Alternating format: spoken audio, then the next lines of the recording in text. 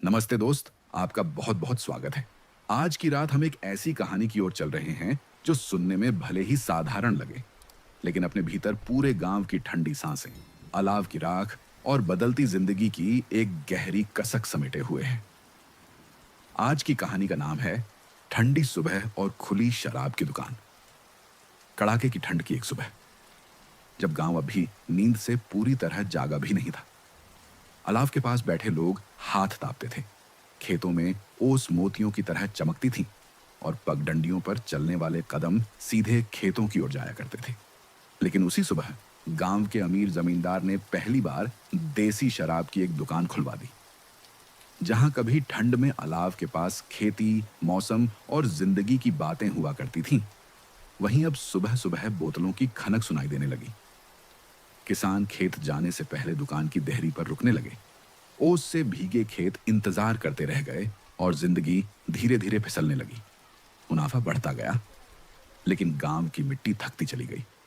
झगड़े बढ़े, कर्ज गहराया और घरों के भीतर की शांति धीरे धीरे ठंडी पड़ती चली गई। ये सिर्फ एक कहानी नहीं है, ये उस दौर की याद है जब सादगी ही सबसे बड़ी दौलत हुआ करती थी और एक गलत फैसला पूरे गांव की सुबह बदल दिया करता था। जैसे जैसे आप इस कहानी में उतरते जाएंगे, आपकी थकी हुई आंखें धीरे धीरे भारी होने लगेंगी और दिल किसी अनकहे बोझ से हल्का सा खाली महसूस करेगा। अगर ऐसी कोमल, धीमी और नींद लाने वाली कहानियां आपको सुकून देती हैं, तो चैनल को जरूर सब्सक्राइब कीजिए और बेल आइकन दबाना न भूलें। यहाँ हर रात एक नई कहानी धीरे धीरे आपके पास आती है, सुलाने के लिए, ठहराने के लिए और याद दिलाने के लिए। और बताइए जरा, आप किस शहर या किस गांव से हमें इस वक्त सुन रहे हैं और आपकी घड़ी में अभी रात के कितने बजे हैं? आपका हर कमेंट, हर लाइक ये एहसास कराता है कि आप वहीं कहीं हैं, शांत होकर सुन रहे हैं और इस ठंडी रात में मेरे साथ चल रहे हैं। अब चलिए, रोशनी थोड़ी और धीमी कर लीजिए, कंबल ठीक से ओढ़ लीजिए, क्योंकि बाहर की ठिठुरन अब और गहरी होने वाली है। और धीरे धीरे अपनी आंखें बंद कर लीजिए, क्योंकि अब हम चल पड़ते हैं उस सुबह की ओर जहां अलाव की जगह एक दुकान की रोशनी जल रही थी और गांव की नींद सबसे पहले वहीं टूट गई थी। कड़ाके की ठंड उस सुबह कुछ ज्यादा ही बेरहम थी।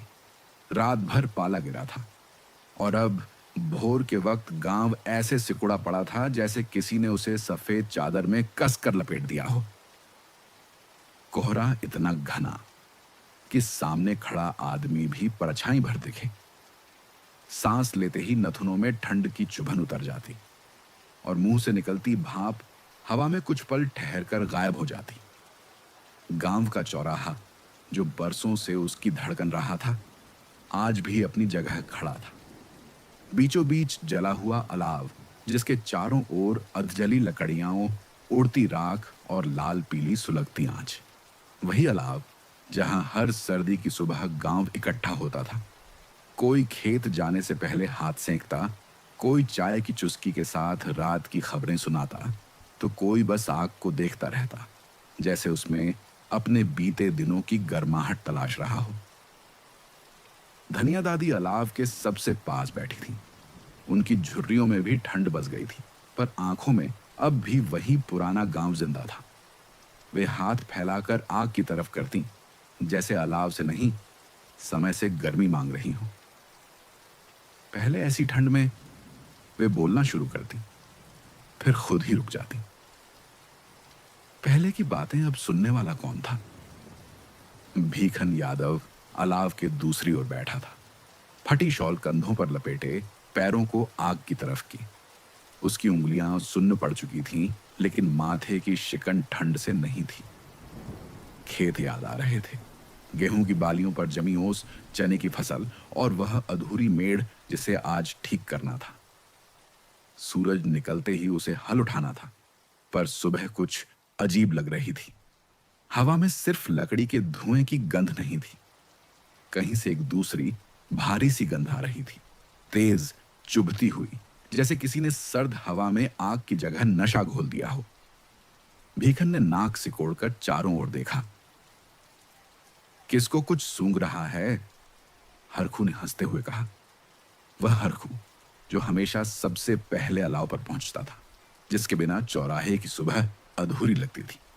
आज उसके चेहरे पर अजीब सी चमक थी। उत्साह नहीं, बेचैनी नहीं, कुछ और। आज ठंड ज्यादा है, हरखू ने कहा। हवा भी अलग बह रही है। भीखन कुछ नहीं बोला। उसने बस दूर देखा, चौराहे से थोड़ी हटकर पीपल के पेड़ के नीचे। वहीं कुछ नया खड़ा था। टीन की छत, लकड़ी का काउंटर, अभी अभी लगाए गए बांस के खंभे और उस पर लटका एक छोटा सा बोर्ड जिस पर मोटे अक्षरों में कुछ लिखा था। कोहरा होने की वजह से शब्द साफ नहीं दिख रहे थे, पर ढांचा समझ में आ रहा था। दुकान। गांव में नई दुकान। भीखन के सीने में अजीब सी ठंड उतर गई। ये कब बना? उसने धीमे से पूछा। हरखू ने कंधे उचकाए। रात में ठाकुर के आदमियों ने। तू सो गया होगा।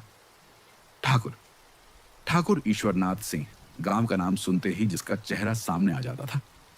ऊंचा कद, भारी आवाज, मोटी शॉल और उंगलियों में चमकती सोने की अंगूठियां। खेत, तालाब, कर्ज, पंचायत, सब पर जिसकी पकड़ थी। धनिया दादी ने भी पीपल की तरफ देखा। उनकी आंखों की चमक बुझ गई। कुछ अच्छा नहीं आया है, उन्होंने बुदबुदाया। चौराहे पर जो नई चीज आती है वो पहले घरों में आग लगाती है। अलाव के पास बैठे कुछ और लोग भी अब उधर देखने लगे थे। कोहरे के पीछे से दुकान की परछाई साफ होती जा रही थी। जैसे जैसे सुबह आगे बढ़ रही थी, सन्नाटा और गहरा होता जा रहा था। तभी मंदिर की घंटी बजी। ध्वनि कोहरे को चीरती हुई आई, धीमी, गंभीर, चेतावनी सी। पंडित रत्नमणि ने हमेशा की तरह सुबह की आरती शुरू कर दी थी। घंटी की आवाज में आज कुछ अलग था। शायद गांव खुद किसी अनजानी चीज से डर रहा था। भीखन उठ खड़ा हुआ। उसने शॉल कसकर लपेटी और 2 कदम आगे बढ़ा। देखने में क्या हर्ज है, उसने खुद से कहा। हरखू उसके पीछे पीछे हो लिया। दुकान के पास पहुंचते ही गंध साफ हो गई। लकड़ी के काउंटर के पीछे बंद बोतलों की कतार सजी थी। मोटे कांच में भरी पीली तरल चीज जो ठंड से नहीं कांप रही थी, पर आदमी को कांपने पर मजबूर कर सकती थी। रज्जाक अंदर खड़ा था। पतला शरीर, चतुर आंखें और होठों पर ऐसी मुस्कान जैसे हर आने वाले को पहचानता हो। आओ आओ, उसने कहा। ठंड बहुत है आज। उसकी आवाज में अपनापन नहीं था, पर मिठास जरूर थी। भीखन कुछ नहीं बोला। उसने बस बोतलों को देखा। हरखू ने आगे बढ़कर पूछा, आज से खुल गई? आज से, रज्जाक ने जवाब दिया। ठाकुर साहब की मेहरबानी। ठाकुर का नाम सुनते ही भीखन के भीतर कुछ सिकुड़ गया। उसने पीछे मुड़कर चौराहे की तरफ देखा। अलाव, धनिया दादी और कुछ लोग जो अब भी वहीं बैठे थे, जैसे 2 दुनियाएं आमने सामने खड़ी हों। बस देख रहे थे, भीखन ने कहा। हमें खेत जाना है। रज्जाक हंसा। खेत तो दिन भर रहेंगे, उसने कहा, पर यह गर्माहट, उसने बोतल की तरफ इशारा किया, सिर्फ सुबह काम आती है। उस एक वाक्य में कुछ ऐसा था जिसने हवा को और ठंडा कर दिया। भीखन बिना जवाब दिए लौट आया। हरखू कुछ पल और रुका, फिर धीरे धीरे पीछे आया। चौराहे पर लौटते वक्त भीखन के कदम पहले जैसे नहीं थे। वह जानता नहीं था कि अभी उसने क्या देखा है, पर इतना समझ चुका था कि यह सुबह बाकी सुबहों जैसी नहीं है। धनिया दादी ने उसकी तरफ देखा। देख लिया? उन्होंने पूछा। भीखन ने सिर हिलाया। ठंड से लड़ने के लिए आग होती है, दादी ने कहा। जहर नहीं। दूर कहीं से किसी बच्चे की खांसी की आवाज आई।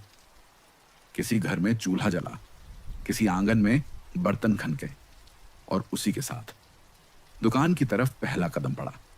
कोहरा थोड़ा सा छोटा, पर गांव की सुबह और भारी हो गई। सूरज पूरी तरह निकला नहीं था, पर कोहरा अब पीछे हटने लगा था, जैसे उसने अपना काम कर लिया हो। चौराहे पर अलाव की आग बुझने लगी थी। राख उड़ उड़कर लोगों की शॉलों पर गिर रही थी और गांव अपनी अपनी राह पकड़ने लगा था। कोई खेत की तरफ, कोई घर की ओर। पर कुछ कदम आज अलग दिशा में मुड़ रहे थे। भीखन यादव खेत जाने से पहले घर लौटा। कच्चे आंगन में ओस चमक रही थी, मिट्टी गीली थी और ठंड से सख्त। उसने खूंटी से हल उठाया, फिर रुक गया। उसकी नजर दरवाजे की चौखट पर टिक गई, जहां सरोजा बैठी थी, सिर ढंका हुआ, आंखें नीची और हाथों में चूल्हे की राख। आज देर करोगे? सरोजा ने बिना ऊपर देखे पूछा। नहीं, बिखन ने जल्दी से कहा। बस खेत, आज बहुत काम है। सरोजा ने कुछ नहीं कहा, पर उसकी चुप्पी भारी थी। वह जानती थी सुबह की हवा में जो गंध है वह खेतों से नहीं आई। भीखन बाहर निकला। पगडंडी पकड़ते हुए उसे हरखू दिख गया। हरखू आज खेत की तरफ नहीं जा रहा था। उसके कदम पीपल के नीचे वाली दुकान की ओर थे। किधर? भीखन ने पूछा। हरखू मुस्कुराया। बस देख आऊंगा, उसने कहा। ठाकुर साहब भी आने वाले हैं। ठाकुर का नाम सुनते ही भीखन रुक गया। ठाकुर ईश्वरनाथ सिंह खुद आने वाला था। दुकान के सामने अब भीड़ बढ़ रही थी। कुछ चेहरे उत्सुक थे, कुछ घबराए हुए और कुछ ऐसे जैसे उन्हें सुबह की दिशा मिल गई हो। रज्जाक काउंटर के पीछे खड़ा हर बोतल पर ऐसे हाथ फेर रहा था जैसे कोई चीज नहीं, कोई किस्मत बेच रहा हो। तभी गांव के दूसरे छोर से आवाज आई। घोड़े की टापें या शायद जीप का इंजन। लोगों ने मुड़कर देखा। ठाकुर ईश्वरनाथ सिंह आ रहा था। मोटी शॉल ओढ़े, गले में ऊनी मफलर और उंगलियों में सोने की अंगूठियां जो ठंडी धूप में भी चमक रही थीं। उसके चेहरे पर वही पुरानी हंसी थी, धीमी, भरोसे वाली और भीतर से कुछ और ही कहती हुई। राम राम, ठाकुर ने कहा। कुछ लोगों ने जवाब दिया, कुछ चुप रहे। ठाकुर ने दुकान की टीन की छत की तरफ देखा, हाथ थपथपाया। गांव की ठंड बहुत तेज हो गई है, उसने कहा। सोचा कुछ इंतजाम कर दिया जाए। रजाक ने झुककर अभिवादन किया। सब आपकी कृपा है ठाकुर साहब। ठाकुर हंसा। वह हंसी खेतों तक नहीं पहुंची, सीधे लोगों के मन में उतरी। देखो, ठाकुर बोला, किसी पर जोर नहीं है। न पियो तो मत पियो, पर जो पिएगा ठंड कम लगेगी। कुछ लोग हंसे। हरखू भी। भीखन पीछे खड़ा यह सब देख रहा था। उसे लगा जैसे दुकान की टीन की छत सूरज की रोशनी में नहीं, लालच में चमक रही हो। इसी बीच पंडित रतनमणि मंदिर की तरफ से आए, माथे पर तिलक, हाथ में माला। उन्होंने चौराहे से दुकान तक की दूरी नापी और वहीं रुक गए। ठाकुर साहब, पंडित ने कहा, चौराहे की आग और इस दुकान की आग दोनों एक साथ नहीं जलती। ठाकुर ने सिर झुकाया। पंडित जी, वह बोला, आग तो आग होती है, बस इस्तेमाल अलग होता है। पंडित रतनमणि कुछ कहना चाहते थे, पर रुक गए। गांव की हवा उनके शब्दों से भारी थी। तभी दुकान के अंदर पहली बोतल खुली। ढक्कन की आवाज ठंडे सन्नाटे में गूंज गई। एक छोटी सी आवाज, पर उसका असर बड़ा था। हरखू ने आगे बढ़कर गिलास पकड़ा। भीखन ने उसका हाथ थाम लिया। अभी मत, उसने कहा। हरखू ने धीरे से हाथ छुड़ाया। एक घूंट है, वह बोला, जिंदगी थोड़ी गर्म हो जाएगी। और उसने पी लिया। भीखन ने पीछे हटकर देखा, जैसे किसी खेत में पहली बार आग लगी हो। उसी वक्त चौराहे की तरफ से धनिया दादी की आवाज आई। ठंड के लिए आग होती है, वे बोली, पर आग में घर नहीं बसते। ठाकुर ने उनकी तरफ देखा। उसकी हंसी कुछ पल को रुकी, फिर लौट आई। दादी, उसने कहा, जमाना बदल रहा है। धनिया दादी ने सिर हिलाया। नहीं बेटा, उन्होंने कहा, जमाना नहीं, लोग बदलते हैं। भीखन ने हल कसकर पकड़ा। खेत अब दूर लगने लगे थे और दुकान बहुत पास। सूरज ऊपर चढ़ गया, पर गांव की सुबह और ठंडी हो गई। दोपहर की धूप ठंडी जमीन पर उतर आई थी, पर उसमें गर्माहट नहीं थी, बस उजाला था। खेतों की मेढ़ों पर ओस अब भी चमक रही थी, जैसे सुबह ने जाते जाते अपनी यादें छोड़ दी हों। भीखन यादव हल कंधे पर रखे खेत की ओर चला, पर उसके कदमों में वह दृढ़ता नहीं थी जो हर रोज होती थी। मन बार बार उसी पीपल के नीचे लौट जा रहा था जहां टीन की छत चमक रही थी। हल जमीन में उतरा, पर मिट्टी ने आज वैसा जवाब नहीं दिया। भीखन ने फावड़ा रोका। दूर से मंदिर की घंटी फिर बजी, इस बार संक्षिप्त, जैसे किसी को याद दिलाने आई हो। उसने माथे से पसीना पोंछा जो ठंड के बावजूद निकल आया था। काम आगे बढ़ना चाहिए था, पर भीतर कहीं एक खिंचाव था, अनजाना, असहज। उधर दुकान पर भीड़ अब स्थिर नहीं रही। सुबह की उत्सुकता दोपहर की आदत में बदलने लगी थी। रज्जाक काउंटर के पीछे खड़ा नहीं था, वह ग्राहकों के बीच था। किसी के कंधे पर हाथ, किसी के कान में धीमी बात। बोतलें खुल रही थीं, पर शोर नहीं था। गिलासों की खनक भी दबे स्वर में थी, जैसे कोई चोरी चल रही हो दिन के उजाले में। हरखू की आंखें लाल थीं, उसके गालों पर अजीब सी डील थी। हंसी नहीं, राहत नहीं, बस डील। उसने दूसरा गिलास उठाया, फिर तीसरा। रज्जाक ने उसे रोका नहीं, उसने बस गिलास का मुंह थोड़ा घुमाया ताकि छलकाव कम हो। अभी बस, रज्जाक ने कहा। खेत भी तो देखना है। हरखू हंसा। खेत? उसने कहा। आज खेत इंतजार करेंगे। उस वाक्य में एक हल्की सी जीत थी, जैसे किसी ने अपने ही काम पर हुकूमत कर ली हो। भीखन खेत से लौट रहा था। हल फिर खूंटी पर टिका, पर दिन आधा बीत चुका था। रास्ते में उसे हरखू दिखा, लड़खड़ाते कदम, सिर जरा सा झुका, पर चेहरे पर संतोष का नकाब। घर चल, भीखन ने कहा। शाम हो रही है। हरखू ने हाथ झटक दिया। एक बोतल, वह बोला। फिर सीधा। भीखन ने कुछ कहना चाहा, पर शब्द नहीं मिले। उसे लगा जैसे वह हरखू से नहीं, किसी और से बात कर रहा हो। उसी क्षण रज्जाक की आवाज आई। भीखन भाई, उसने कहा, आप भी बैठिए, देखिए, कुछ नहीं बिगड़ता। भीखन ने काउंटर की तरफ देखा। बोतलें अब डरावनी नहीं लग रही थीं, बस चमकदार। गिलास में भरा तरल ठंडे दिन में सूरज का छोटा सा टुकड़ा लगता था। उसने गिलास नहीं उठाया, पर बैठ गया। यही वह पल था जहां कहानी मुड़ी। पंडित रतनमणि मंदिर की सीढ़ियों पर खड़े थे। उन्होंने दुकान की ओर देखा, फिर आंखें बंद कर ली। मंत्र उनके होठों पर था, पर मन में नहीं। हवा में शराब की गंध अब साफ थी, घंटियों से तेज। उधर चौराहे पर धनिया दादी अकेली बैठी थी। अलाव बुझ चुका था, राख ठंडी हो गई थी। वे राख में उंगली घुमाकर कोई पुराना निशान ढूंढ रही थी, शायद अपना समय। आज देर हो गई, उन्होंने खुद से कहा। शाम ढली, दुकान पर आवाजें बढ़ी, हंसी जोर पकड़ने लगी। किसी ने ताली बजाई, किसी ने बोतल उठाकर आसमान की तरफ की, जैसे शुक्रिया अदा कर रहा हो। भीखन उठा। उसके सिर में हल्की सी घूमन थी, उसने पी नहीं थी, फिर भी। चल, उसने हरखू से कहा। हरखू ने उठने की कोशिश की, कदम फिसला। भीखन ने पकड़ लिया। देखा? भीखन बोला। हरखू ने मुस्कान खींची। बस जरा सी। घर पहुंचे तो सरोजा चौखट पर खड़ी थी। उसने हरखू को नहीं देखा, उसने भीखन की आंखों में देखा, वही नजर जो बहुत कुछ पूछती है और जवाब नहीं चाहती। खेत? उसने पूछा। भीखन ने सिर झुका लिया। कल। सरोजा ने कुछ नहीं कहा, उसने बस गुड्डू की तरफ देखा, जो आंगन में बैठा अपनी किताबों पर उंगली चला रहा था।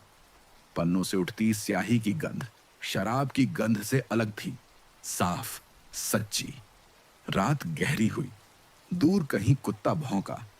किसी घर में झगड़े की आवाज आई, धीमी, फिर तेज। दुकान की लालटेन अब भी जल रही थी। ठाकुर ईश्वरनाथ सिंह अपने बड़े घर की खिड़की से नीचे देख रहा था। उसने गांव की ओर नहीं, दुकान की ओर देखा। उसके चेहरे पर संतोष नहीं था, गणना थी। अच्छी शुरुआत है, उसने खुद से कहा। रात में जब सब सो गए, भीखन को नींद नहीं आई। उसके कानों में ढक्कन खुलने की वही छोटी सी आवाज गूंजती रही, जो सुबह सन्नाटे में गूंजी थी, और अब दिल में। पहली बोतल खुल चुकी थी। पहला कदम लड़खड़ा चुका था। अब लौटना आसान नहीं था। सुबह फिर आई, पर उसमें वही ताजगी नहीं थी। कोहरे की जगह आज ओस ज्यादा थी। हर पत्ती, हर तिनका, हर मेड़ चमक रही थी, जैसे रात ने खेतों पर मोतियों की परत बिछा दी हो। सूरज उगा जरूर था, पर उसकी किरणें ठंडी थीं, जैसे वे भी किसी अनकहे डर से सिमट गई हों। भीखन यादव बहुत देर से उठा। यह बात सरोजा को बिना पूछे समझ आ गई। जब उसने आंगन बुहारा तो देखा हल अब भी खूंटी पर टंगा था। मिट्टी को आज उसका स्पर्श नहीं मिला था। धूप चढ़ गई। सरोजा ने धीमे से कहा। भीखन ने आंखें मलते हुए बाहर देखा। सिर भारी था, शरीर थका हुआ, बिना मेहनत के। उसे याद आया, कल उसने पी नहीं थी। फिर भी ये थकान क्यों? वह बिना कुछ बोले खेत की तरफ चल पड़ा। पगडंडी पर चलते हुए उसने देखा और भी लोग थे जो आज देर से निकल रहे थे। कोई शॉल ठीक करता हुआ, कोई आंखें मलता हुआ, कोई ऐसे चल रहा था जैसे जमीन हिल रही हो। सुबह का सन्नाटा अब अजीब आवाजों से भरने लगा था। खांसी, ठोकर, धीमी गालियां। दूर से पंडित रतनमणि मंदिर की सीढ़ियों पर खड़े दिखे। घंटी बजी, पर आज उसके साथ आवाज नहीं, बस आदत थी। उन्होंने खेतों की तरफ देखा। हल नहीं चले थे, बैल नहीं दिखे थे। धरती पूछ रही है, उन्होंने बुदबुदाया, पर जवाब नहीं मिल रहा। भीखन खेत पहुंचा। उसने हल उठाया, बैलों को पुकारा, पर वे सुस्त थे, जैसे उन्होंने भी आदमी की हालत समझ ली हो। हल जमीन में उतरा, पर सीधी लकीर नहीं बनी। मिट्टी भी आज विरोध कर रही थी। कुछ दूर हरखू का खेत था, वहां कोई नहीं था, सिर्फ सूना हल पड़ा था मेड़ के पास, उल्टा। भीखन के सीने में कुछ चुभा। उसने आसपास देखा। खेतों की कतारें अधूरी थीं। कई जगहों पर मिट्टी बस खुरची गई थी, जैसे कोई शुरू करके छोड़ गया हो। दोपहर तक धूप तेज हुई, पर काम आगे नहीं बढ़ा। भीखन लौटते वक्त दुकान के सामने से गुजरा। आज वहां सुबह से भीड़ नहीं थी, पर दरवाजा खुला था। रज्जाक अंदर बैठा गिलास धो रहा था। उसके चेहरे पर कोई हैरानी नहीं थी, जैसे वह इसी की उम्मीद कर रहा हो। आज जल्दी? रज्जाक ने पूछा। भीखन कुछ नहीं बोला। उसने अंदर झांका। बोतलों की कतार अब कम नहीं लग रही थी, वे जैसे और नजदीक आ गई थीं। कर्ज का भी इंतजाम है, रज्जाक ने यूं ही कहा। बीज खाद सब मिल जाएगा। भीखन चौंक गया। कर्ज? रज्जाक मुस्कुराया। लाल साहू से बात हो गई है, उसने कहा। सब एक दूसरे का ध्यान रखते हैं। भीखन ने बिना जवाब दिए कदम बढ़ा दिए। घर पहुंचा तो सरोजा आंगन में बैठी गुड्डू को पढ़ा रही थी। बच्चा बार बार बाहर देख रहा था, जैसे किसी आवाज का इंतजार हो। आज स्कूल नहीं गया? भीखन ने पूछा। सरोजा ने किताब बंद की। फीस बाकी है, उसने कहा। लाल साहू का आदमी आया था। भीखन के हाथ कांप गए। उसे समझ में आ गया, खेत सूने क्यों हैं। शाम ढली, चौराहे पर अलाव फिर जला, पर आज लोग कम थे। धनिया दादी अकेली बैठी थी। उनके पास कोई नहीं था, सिर्फ आग और यादें। पहले खेत खाली नहीं रहते थे, उन्होंने कहा। आदमी चाहे खाली रह जाए। दूर से शराब दुकान की लालटेन दिख रही थी। उसकी रोशनी सीधी चौराहे तक नहीं पहुंचती थी, पर उसका असर पहुंच रहा था। रात को ठाकुर ईश्वरनाथ सिंह अपने घर में बैठा हिसाब लिख रहा था। नोटों की गड्डियां मेज पर थीं। उसने एक पल को खिड़की से बाहर देखा, खेतों की तरफ नहीं, दुकान की तरफ। काम चल रहा है, उसने कहा।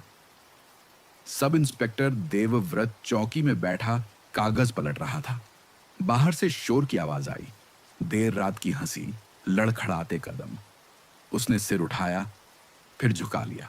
नींद गांव में नहीं आई। खेत जागते रहे, मिट्टी इंतजार करती रही और हल खूंटी पर टंगा रहा। शाम की ठंड दिन से ज्यादा तीखी थी।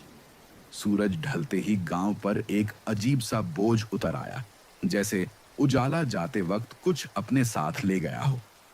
आंगनों में चूल्हे जले, पर आग में पहले जैसी चमक नहीं थी। धुएं में रोटियों की खुशबू घुली, मगर उसके साथ कहीं दूर से आती शराब की गंध भी हवा में टिक गई। भीखन यादव देर से लौटा। कदमों की आहट से ज्यादा उसकी थकान घर में घुसी। उसने दरवाजे की चौखट लांघी तो सरोजा चूल्हे के पास बैठी थी। रोटी फूल रही थी, पर उसका मन नहीं। गुड्डू कोने में बैठा किताब खोले था, पर नजर दरवाजे पर अटकी हुई। आ गए? सरोजा ने पूछा। भीखन ने सिर हिलाया। उसकी आवाज नहीं निकली। सरोजा ने रोटी उतारी, थाली में रखी। खेत? उसने फिर पूछा। भीखन ने पानी पीने के बहाने मुंह फेर लिया। कल ज्यादा काम कर लूंगा। यही वह पल था जहां सरोजा की चुप्पी टूटनी थी। कल कब से चल रहा है? उसकी आवाज पहली बार ऊंची हुई। 3 दिन से खेत कल पर टिके हैं। गुड्डू सिमट गया। किताब बंद हो गई। भीखन ने थाली की तरफ देखा। भूख थी, पर इच्छा नहीं। इतना क्यों बोल रही हो? उसने कहा। मैं जानता हूं क्या करना है। सरोजा उठ खड़ी हुई। उसके हाथों में चूल्हे की गर्मी थी, पर आंखों में ठंड। जानते होते? वह बोली। तो आज हल खूंटी पर न ठगा होता। भीखन चुप रहा। बाहर से किसी के हंसने की आवाज आई। देर रात की, नशे में डूबी हुई। सरोजा ने दरवाजे की तरफ देखा। वही आवाजें, उसने कहा। अब रोज आती हैं। भीखन का माथा ठनका। हरखू भी जाता है, उसने बचाव में कहा। सब जाते हैं। सब? सरोजा हंसी, पर उसमें खुशी नहीं थी। सब खेत छोड़कर जाते हैं क्या? भीखन उठ खड़ा हुआ। मैं पीता नहीं हूं, उसने जोर देकर कहा। सरोजा एक पल रुकी, फिर बोली।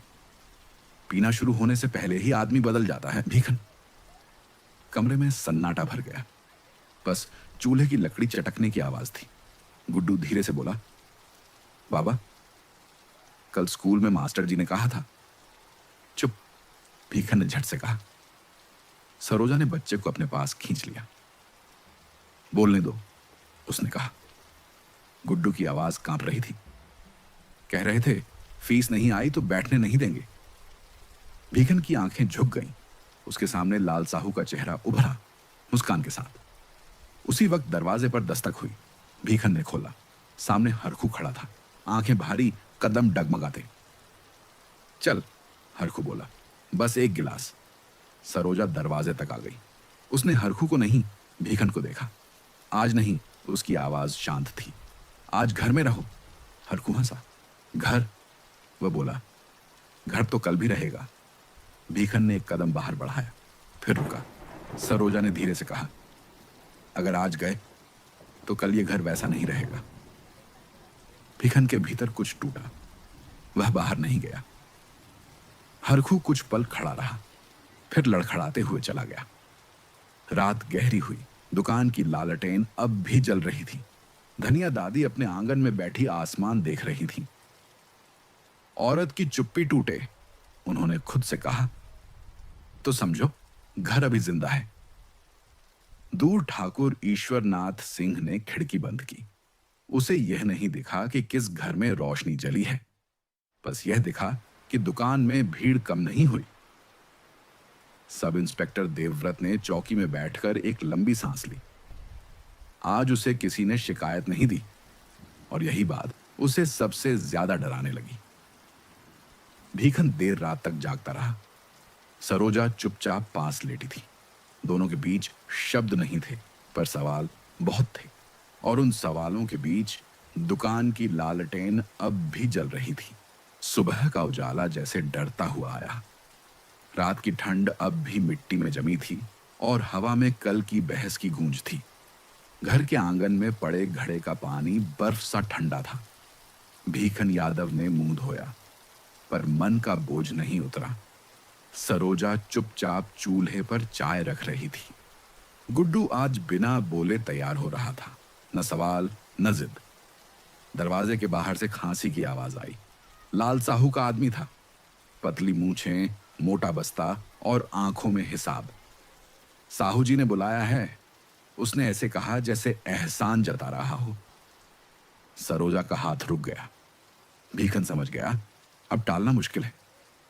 लाल साहू का घर गांव के किनारे था। मिट्टी का नहीं, ईंट का। छत पर नई टीन, बरामदे में कुर्सियां। भीतर घुसते ही स्याही और पुराने कागजों की गंध आई। लाल साहू चौकी पर बैठा था, पगड़ी कसकर बांधे, सामने खुली बही खाता। आ गए? उसने बिना ऊपर देखे कहा। भीखन खड़ा रहा। काम था? लाल साहू बोला। बीज, खाद, फीस सब चलता है। उसने पन्ना पलटा। स्याही की चरमराहट कमरे में गूंज गई। 2000 से शुरू हुआ था, वह बोला। अब हिसाब बदल गया है।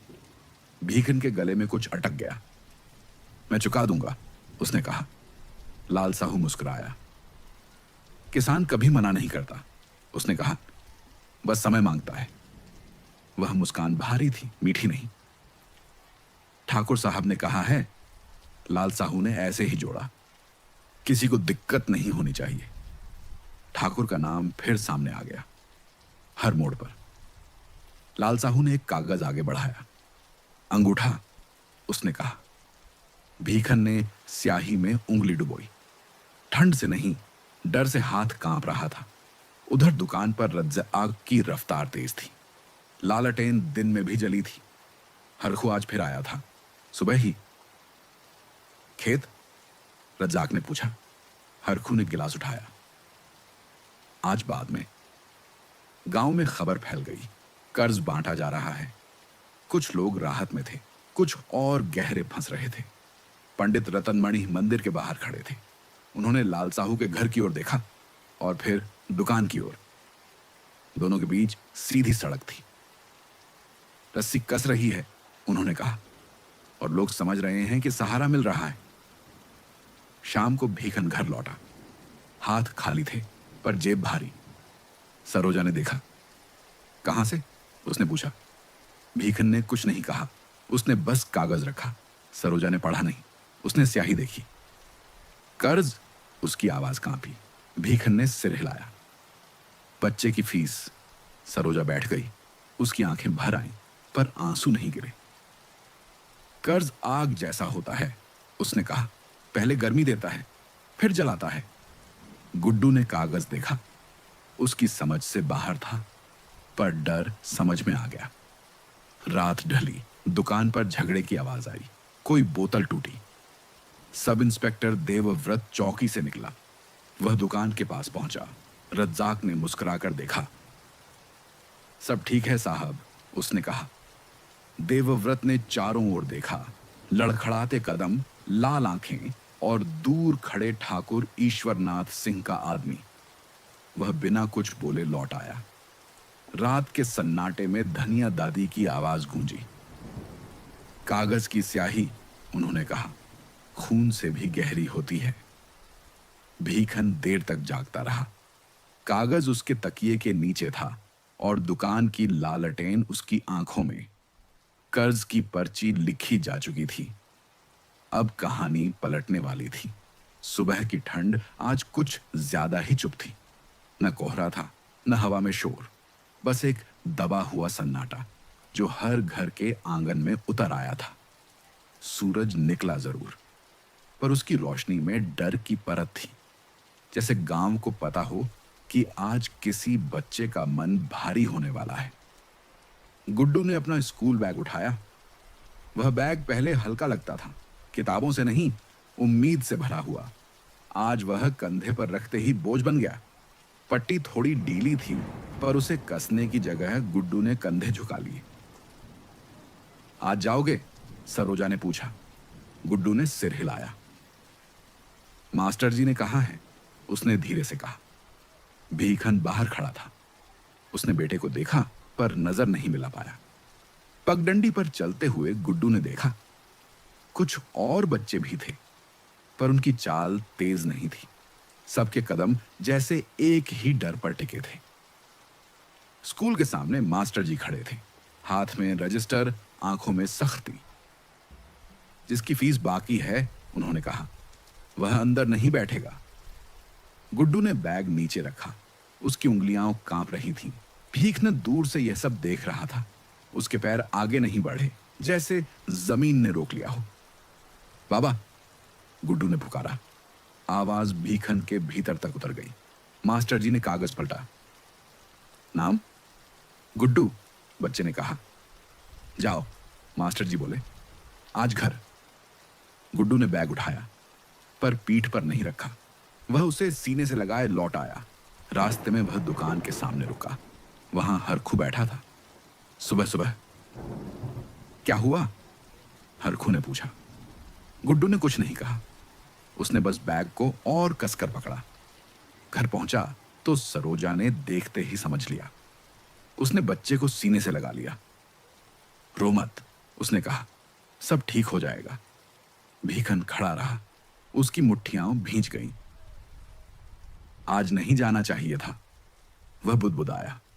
पता नहीं किससे कह रहा था।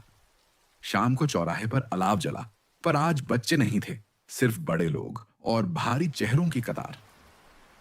धनिया दादी गुड्डू के पास बैठी। पढ़ाई? उन्होंने कहा। हल से ज्यादा सीधी लकीर बनाती है। गुड्डू ने बैग जमीन पर रखा। दादी, उसने पूछा, मेरे बाबा गलत हैं? धनिया दादी चुप हो गई। कुछ सवालों के जवाब उम्र भी नहीं दे पाती। पंडित रत्नमणि ने दूर से देखा। उनकी आंखें नम थीं। बच्चे की कुर्सी खाली हुई है, उन्होंने कहा, और दुकान की कुर्सी भर गई। रात ढली। दुकान पर फिर शोर था। ठाकुर ईश्वरनाथ सिंह ने अपने आदमी से पूछा, आज कितना? कल से ज्यादा, जवाब मिला। ठाकुर मुस्कुराया। उसे गुड्डू का बैग नहीं दिखा, बस गिनती दिखी। सब इंस्पेक्टर देवव्रत चौकी में बैठा था। उसने रजिस्टर बंद किया। आज भी कोई शिकायत नहीं आई, पर उसे लगा जैसे पूरा गांव शिकायत बन गया हो। भीखन देर रात खेत की ओर गया। हल को छुआ, मिट्टी को सूंघा। उसकी आंखों में आंसू नहीं थे, पर कुछ और था जो उससे ज्यादा भारी था। गुड्डू बैग सिरहाने रखकर सो गया, जैसे वह सपनों की भी हिफाजत कर रहा हो। और बाहर दुकान की लालटेन अब भी जल रही थी। शाम उतरते ही गांव का रंग बदलने लगा। दिन की थकान धुएं में घुल गई और रात अपने साथ एक अलग बेचैनी लेकर आई। चौराहे पर अलाव जल तो रहा था, पर उसके चारों ओर बैठे लोग अब पहले जैसे नहीं थे। बातें कम थीं, आंखें ज्यादा बोल रही थीं। आग की लपटें तेज नहीं थीं, बस टिके रहने की कोशिश में थीं। दुकान की लालटेन दूर से साफ दिख रही थी। उसकी रोशनी में कोई उग्रता नहीं थी, बस एक लगातार बुलावा। भीखन यादव घर से निकला। किसी ने नहीं रोका, न सरोजा ने, न गुड्डू ने। यह चुप्पी रोग से ज्यादा भारी थी। दुकान के पास आज भीड़ थी, पर यह सुबह वाली भीड़ नहीं थी, यह थकी हुई भीड़ थी। लोग जोर से नहीं हंस रहे थे, बस आवाज ऊंची थी। रज्जाक काउंटर के पीछे नहीं था, वह बाहर खड़ा था, दो लोगों के बीच। धीरे उसने कहा, गिलास गिर जाएगा। पर देर हो चुकी थी। एक बोतल फिसली, जमीन पर गिरी और टूट गई। कांच की आवाज तेज नहीं थी, पर सन्नाटे में वह बहुत दूर तक गई। हरखू आगे बढ़ा।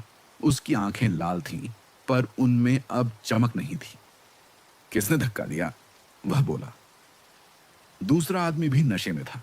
उसने हंसकर जवाब दिया, और बस इतना ही काफी था। कॉलर पकड़े गए, गालियां निकली, धक्का मुक्की हुई। भीखन पीछे खड़ा सब देख रहा था। यह झगड़ा अचानक नहीं था, यह कई दिनों से जमा हुआ था। रज्जाक ने बीच बचाव किया। अरे छोड़ो, वह बोला, यहां तमाशा मत बनाओ। पर तमाशा बन चुका था। दूर से किसी औरत की चीख आई। किसी घर का दरवाजा बंद हुआ। किसी बच्चे ने रोना शुरू किया। सब इंस्पेक्टर देवव्रत को खबर मिली। वह चौकी से निकला, पर तेजी नहीं थी। दुकान पर पहुंचा तो झगड़ा थम चुका था। सिर्फ टूटे कांच और गिरी शराब की गंध बची थी। क्या हुआ? उसने पूछा। कुछ नहीं साहब, रजाक ने कहा, बस हाथ फिसल गया। देवव्रत ने चारों ओर देखा। हरखू दीवार से टिका था, सिर पकड़े। घर जाओ, देवव्रत ने कहा। हरखू ने सिर उठाया। कौन सा घर? उसने पूछा। यह सवाल देवव्रत के भीतर अटक गया। वह बिना कुछ लिखे लौट आया। चौराहे पर धनिया दादी बैठी थी। उन्होंने टूटे कांच की आवाज नहीं सुनी, पर असर समझ लिया। दंगा होता, उन्होंने कहा, तो सब देख लेते। ये जो हो रहा है, ये धीरे धीरे मारता है। पंडित रत्नमणि मंदिर के भीतर थे। आरती खत्म हो चुकी थी, पर वे बैठे रहे। गांव में लड़ाई नहीं बढ़ी, उन्होंने कहा, पर मन में जहर उतर गया है। घर में सरोजा ने दरवाजा बंद कर लिया। गुड्डू ने बैग को फिर सीने से लगाया। बाहर की आवाजें उसे डराने लगी थीं। बाबा आएंगे? उसने पूछा। सरोजा ने जवाब नहीं दिया। वह दीवार से टिकक कर बैठ गई। भीखन देर रात लौटा। उसके कपड़ों में शराब की गंध थी, हालांकि उसने पी नहीं थी। सरोजा ने देखा, कुछ कहा नहीं। भीखन चारपाई पर बैठ गया। उसने सिर पकड़ लिया। आज समझ आया, वह बोला, यह दुकान लड़ाई नहीं कराती, यह आदमी को अकेला कर देती है। सरोजा ने पहली बार उसकी तरफ देखा। उसकी आंखों में गुस्सा नहीं था, डर था। दूर ठाकुर ईश्वरनाथ सिंह ने खिड़की से बाहर झांका। नीचे दुकान पर सन्नाटा लौट आया था। कोई बड़ा मामला नहीं, उसके आदमी ने कहा। ठाकुर ने सिर हिलाया। बड़ा नहीं, वह बोला, पर चलता रहे, यही काफी है। रात और गहरी हो गई। कांच समेट लिया गया, गिलास धो दिए गए, पर जो टूट चुका था वह किसी झाड़ू से नहीं समेटा जा सकता था। यह दंगा नहीं था, यह धीमा जहर था जो गांव की नसों में उतर चुका था। अगली सुबह गांव देर से जागा, जैसे रात ने सबकी आंखों में बोझ डाल दिया हो। गलियों में झाड़ू की आवाज कम थी और घरों के दरवाजे देर तक बंद रहे। मंदिर की घंटी समय पर बजी, पर उसकी ध्वनि में अब पहले जैसा भरोसा नहीं था। बस एक याद थी कि सुबह अभी भी आती है। मंदिर की सीढ़ियां ठंडी थीं। पत्थर पर रात की नमी जमी हुई थी। पंडित रतनमणि नंगे पांव खड़े थे। उन्होंने आरती कर ली थी, पर नीचे नहीं उतरे। सामने गांव था, घर, खेत, दुकान, सब एक ही नजर में। आज उन्होंने बुलाया था। धनिया दादी सबसे पहले पहुंची, लाठी के सहारे, धीरे धीरे। उनके पीछे कुछ और बुजुर्ग आए, फिर औरतें, सरोजा भी, फिर कुछ पुरुष। भीखन झिझकता हुआ हरखू किनारे खड़ा रहा, आंखें नीची। दुकान आज खुली थी, पर भीड़ कम थी। रज्जाक दूर से सब देख रहा था। उसकी मुस्कान आज हल्की थी। पंडित रत्नमणि ने माला एक ओर रखी। सीढ़ियों से नीचे आए, पर आखिरी सीढ़ी पर रुक गए। गांव वालों, उनकी आवाज में ऊंचाई नहीं थी, पर वजन था। यह जगह पूजा की है और इसलिए यहां झूठ नहीं बोले जाते। कुछ लोग सिर झुकाए रहे, कुछ ने इधर उधर देखा। कोई दंगा नहीं हुआ, पंडित बोले। कोई आग नहीं लगी, पर फिर भी। उन्होंने हाथ फैलाया। घरों में अंधेरा बढ़ा है। सरोजा ने गुड्डू का हाथ कसकर पकड़ा। खेत सूने हैं, पंडित ने कहा। बच्चे स्कूल से लौट रहे हैं और चौराहे की आग अकेली पड़ गई है। भीखन ने सिर और झुका लिया। मैं किसी को रोक नहीं रहा, पंडित रत्नमणि बोले, पर याद दिला रहा हूं, ठंड से लड़ने के लिए आग होती है, जहर नहीं। हरखू ने पहली बार ऊपर देखा। उसकी आंखें लाल नहीं थीं, बस खाली थीं। मुझे मत देखो, वह बुदबुदाया। मुझसे पहले बहुत लोग हैं। धनिया दादी आगे बढ़ी। हमने बहुत कुछ देखा है, उन्होंने कहा। अकाल, बाढ़, बीमारी, पर घर के भीतर बैठा जहर नहीं देखा। भीड़ में हलचल हुई। कुछ लोगों ने दुकान की तरफ देखा। उसी वक्त रज्जाक आगे आया। पंडित जी, उसने कहा, किसी पर जोर नहीं है, सब अपनी मर्जी से आते हैं। पंडित रत्नमणि ने उसे देखा। मर्जी, उन्होंने कहा। भूख की मर्जी, कर्ज की मर्जी, या ठंड की? रज्जाक चुप हो गया। दूर से लाल साहू भी खड़ा था। उसने कुछ नहीं कहा, बस अपनी पगड़ी ठीक की। सब इंस्पेक्टर देवव्रत मंदिर के पास आकर रुका। वर्दी में वह अकेला था। उसकी मौजूदगी ने माहौल को और गंभीर कर दिया। कानून की बात बाद में, पंडित बोले, पहले इंसान की। देवव्रत ने कुछ कहना चाहा, पर शब्द नहीं मिले।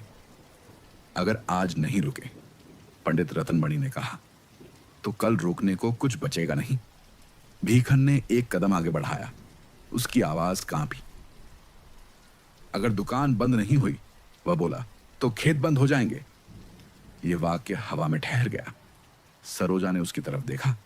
आंखों में पहली बार उम्मीद चमकी। पर उसी वक्त दूर से ठहाके की आवाज आई। दुकान के भीतर कोई बोतल खुली।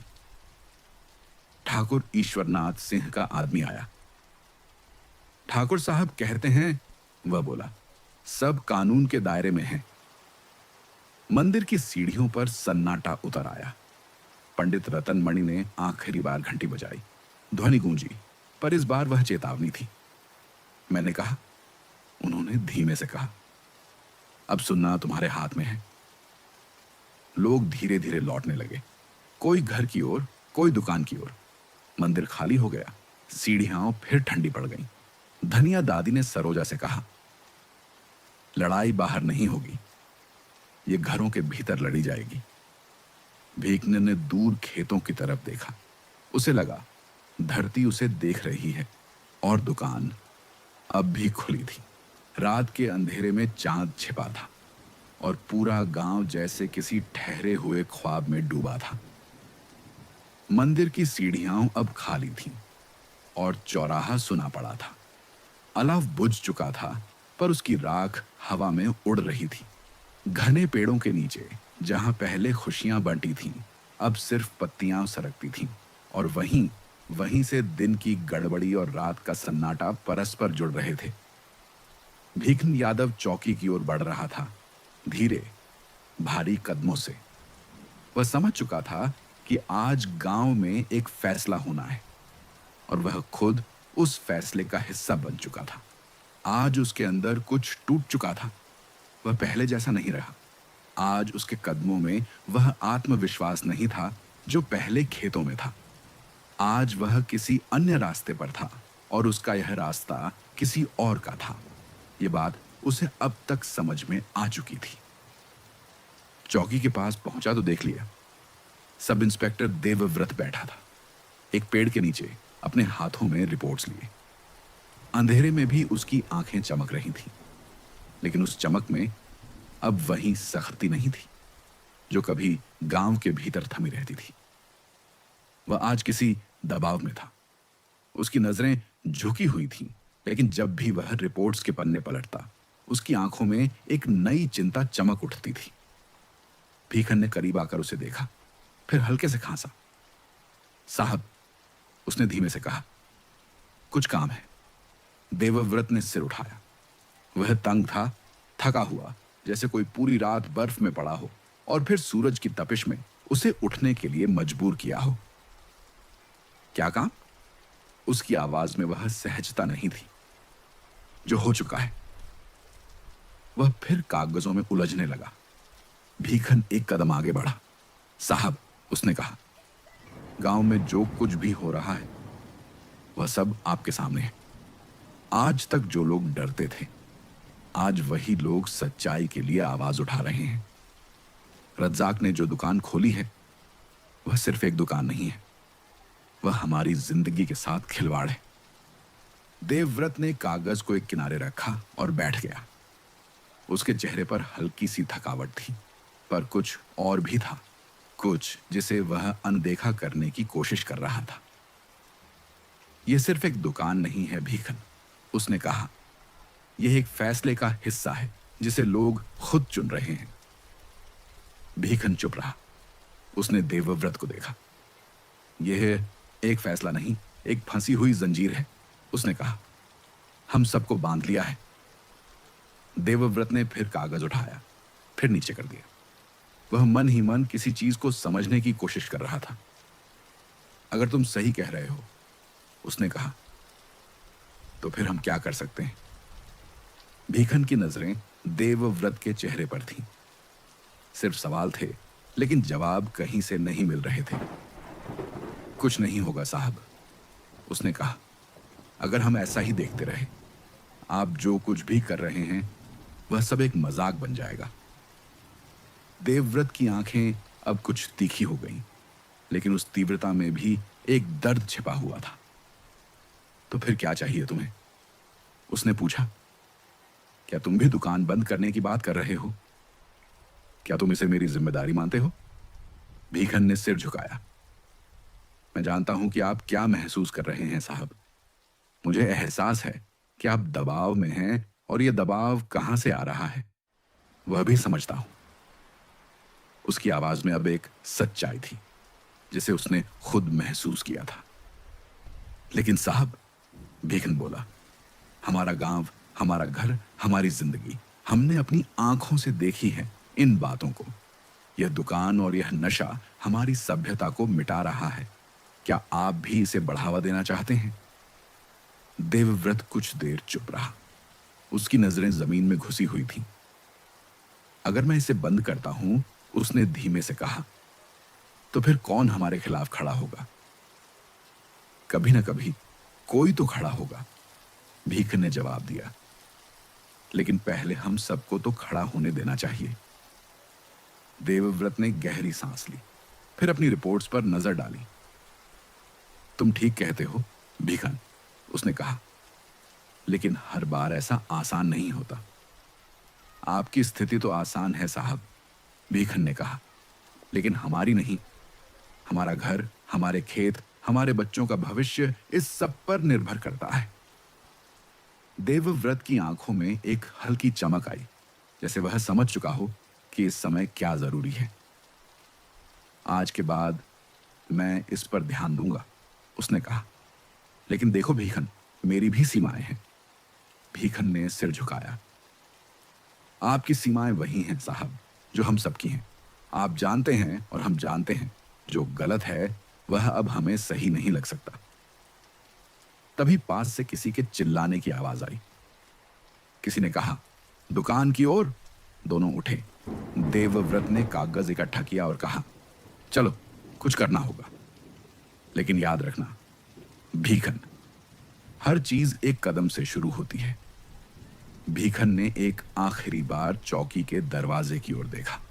वह दरवाजा अब बस एक और रास्ता बन चुका था जिसे पार करना था। सर्द हवा उस रात कुछ ज्यादा ही तेज थी। गांव की गलियों में अजीब सी खालीपन की गूंज थी, जैसे हर घर ने अपने भीतर कोई बात छुपा ली हो। चौराहे पर अलाव जला था, पर उसकी आग पहले जैसी नहीं थी। लकड़ियां कम थीं और लोग भी। धनिया दादी अलाव के पास बैठी थी। उनकी आंखें आग में नहीं, अतीत में झांक रही थी। यह अलाव, उन्होंने धीमे से कहा, कभी गांव को जोड़ता था। आज कोई जवाब नहीं आया। एक एक करके लोग आए। हर खूब ही आया, धीरे, शर्मिंदा सा। उसके कपड़े बिखरे हुए थे, आंखों के नीचे काले घेरे। वह आग के पास नहीं बैठा, किनारे खड़ा रहा। भीखन यादव थोड़ी देर बाद पहुंचा। उसके चेहरे पर थकान थी, पर अब उसमें डर से ज्यादा समझ थी। उसने अलाव की तरफ देखा, जैसे वह आखिरी बार कुछ परख रहा हो। सरोजा भी आई। उसके साथ गुड्डू था, स्कूल बैग कंधे पर नहीं, हाथ में। बच्चा चुप था, पर उसकी आंखें सवालों से भरी थीं। आज गांव की पंचायत नहीं है, पंडित रतनमणि ने कहा। आज सिर्फ बात है। लोग इकट्ठा हुए, पर भीड़ नहीं बनी। सबके बीच खाली जगह थी, जैसे कोई खाई हो। दुकान की लालटेन दूर से दिख रही थी। उसकी रोशनी चौराहे तक नहीं पहुंच रही थी, पर उसकी मौजूदगी महसूस हो रही थी। मैं बोलूं? हरखू ने अचानक कहा। सब चौंक गए। मैं सबसे पहले गया। उसकी आवाज कांप रही थी। सबसे पहले रुका और सबसे पहले हारा। वह रुक गया। शब्दों ने उसका साथ छोड़ दिया। मैंने खेत छोड़ा, उसने आगे कहा। घर छोड़ा, और जब लौटा तो खुद को भी खोया। सरोजा ने गुड्डू का हाथ और कसकर पकड़ा। भीखन ने एक कदम आगे बढ़ाया। हम सब दोषी हैं, उसने कहा, क्योंकि हमने चुप्पी चुनी। लाल साहू भीड़ में खड़ा था। उसका चेहरा सख्त था, पर आंखें बेचैन। कर्ज किसी का दुश्मन नहीं, वह बोला। जरूरत है। धनिया दादी ने उसकी तरफ देखा। जरूरत? उन्होंने कहा। जब जाल बन जाए तो नाम बदल जाता है। रज्जाक दूर खड़ा सब देख रहा था। उसने कुछ नहीं कहा, बस दुकान की ओर देखा। सब इंस्पेक्टर देवव्रत भी आया, बिना वर्दी के। यह पहली बार था। मैं कानून से बाहर कुछ नहीं कर सकता, उसने कहा, पर यह कह सकता हूं, अगर आज भी यह अलाव बुझ गया तो कल आग कहीं और जलेगी। पंडित रतन मणि ने अलाव की तरफ देखा। लकड़ी अब कम बची थी। आग बुझना बुरा नहीं, उन्होंने कहा, अगर उजाला कहीं और जले। तभी हवा का तेज झोंका आया। अलाव की आखिरी लपट कांपी और बुझ गई। राख उड़ गई, कुछ लोगों की आंखों में चली गई। गुड्डू ने बैग जमीन पर रखा। अगर बाबा खेत जाए, उसने धीमे से कहा, तो मैं स्कूल जाऊंगा। उस एक वाक्य ने सन्नाटे को तोड़ दिया। भीखन झुक गया। उसने बेटे के सिर पर हाथ रखा। दूर दुकान की लालटेन अब भी जल रही थी, पर चौराहे पर अंधेरा था। और उसी अंधेरे में पहली बार गांव ने अपने भीतर उजाला खोजने की कोशिश की। सुबह आई, पर वह किसी नई शुरुआत जैसी नहीं थी।